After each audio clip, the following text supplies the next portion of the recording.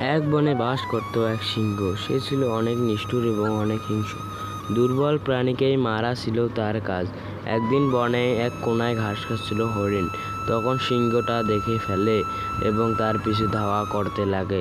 তখন হরিণ বলে, আমাকে বাঁচাও, বাঁচাও, কেউ আমাকে বাঁচাও, কেউ আমাকে বাঁচাও।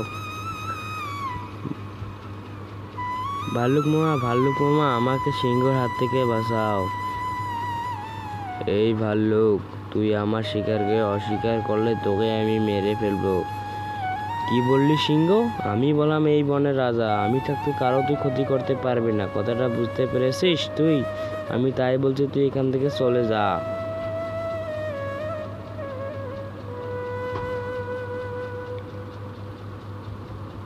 কি বন্ধু, তোমার মন খারাপ কেন? তোমাকে কেউ কোনো করেছে নাকি? ও এই ঘটনা? এইবার ভাল্লুককে দেখে নেবো, চলো।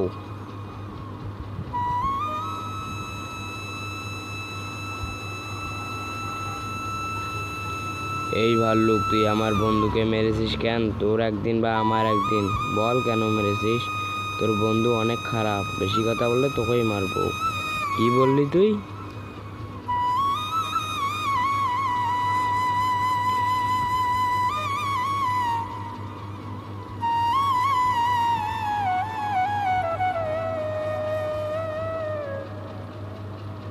বান্দর বন্ধু, তোমাকে কে মেরেছে তুমি বলো? আমাকে সিংহ মেরেছে, সবাই এই কথাটা জানিয়ে দাও। ঠিক আছে।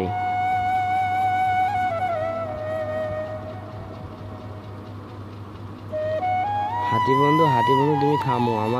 আমাদের ভাল্লুককে মেরেছে, ওদের একটা কোনো ব্যবস্থা করে নিতে হবে।